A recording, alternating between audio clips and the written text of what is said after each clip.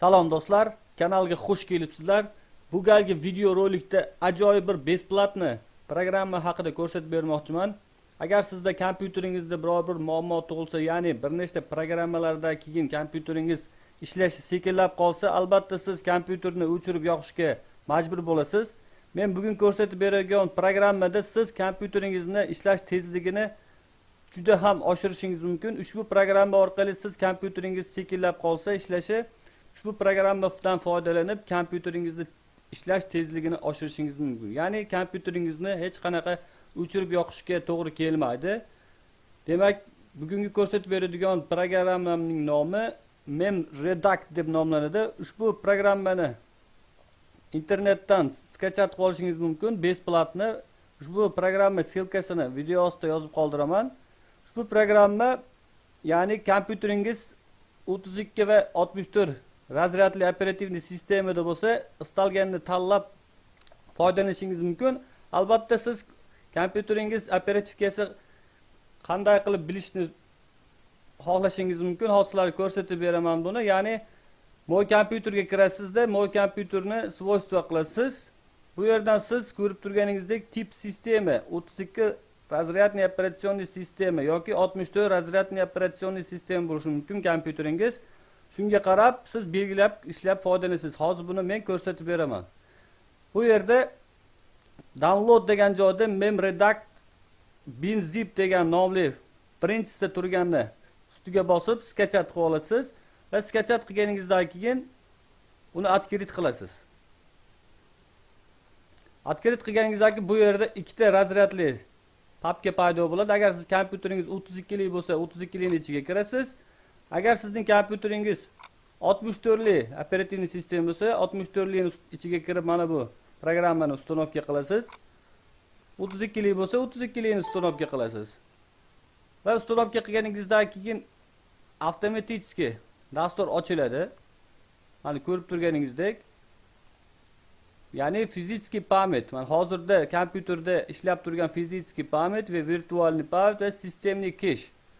Bu yerda albatta programmani ishga tushirganingizdan keyin настройка bo'limi bor. Настройка bo'limiga kirib, mana bu yerda запуск при загрузке системы, ya'ni shuni belgilab qo'yasiz. Ya'ni kompyuter ishga tushishi bilan bu sistemani ishlash funksiyasini bosib qo'yamiz va запуск вернуты, ya'ni pastga tushgan holatda ishlashini ta'minlash uchun shu 4 tala belgiga bitishga qo'yib qo'yasiz. Va keyingi qiladigan ishimiz, albatta ushbu programmani o'rnatganingizdan keyin kompyuteringizni osti burchagida mana bunday belgi paydo bo'ladi. Buni yana настройкасini sozlab olamiz. Ya'ni sichqonchani chap tugmachasini bosasiz va bu yerda очистка при заполнении, ya'ni очистка при заполнении, agar ruschani yaxshi tushunsangiz, necha minutda очистка qilishni so'rayapti. Ya'ni o'zingizga istalgan minutni qo'yib qo'yishingiz mumkin. Har 10 minutda очистка qilish, har 20 minutda, har 28, har 30 minutani belgilab qo'yishingiz mumkin. Mana har 30 minutda pamitda очистка qiladi avtomatik. Keyingi настройкamiz bu, ya'ni o'sha programmani topamizda очистка при заполнении foizini tanlaymiz. Ya'ni necha foiz bo'lganda очистка qilish. Hozir bu yerda ko'rib turganingizdek 61%. Очистка при заполнении foizini 92 qilib qo'yasiz. Ya'ni 92% bo'lganda очистка qiladi avtomatik. Va bu yerda yana keyingi настройка bo'limi bor. Настройка bo'limida основной bo'limiga kirasiz. Ya'ni shu programmani topasizda bu yerdan sichqonchani 10 tugmachasini bosib, настройкасini bosamiz. Bu yerdan запустить при загрузке системы bitishga qo'yasiz. Запустить вернуты bitishga qo'yasiz. Keyingisi очистить память. Bu yerga tegmaysiz. Ya'ni bu yerda foizlarni belgilab qo'ydik. Bu yerda оформление, ya'ni bu yerda ranglarni belgilashingiz mumkin. O'zingizga kerakli bo'lgan. Bu yerda tray, показать, скрыть, ya'ni bu yerda ko'rsatish va ko'rsatmaslik, shunday qilib istalgan настройка, o'zingizga qulay bo'lgan настройкani belgilab olishingiz mumkin.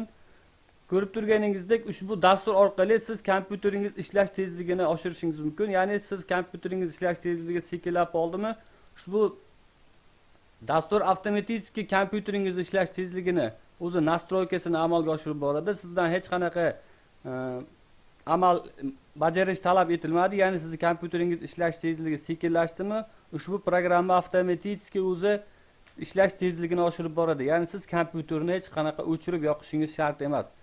Kompyuteringiz bemalol oldingi holatda ishlashda davom etadi. Ya'ni ushbu programmadan foydalanib siz kompyuteringizni tezligini maksimal darajada oshirishingiz mumkin.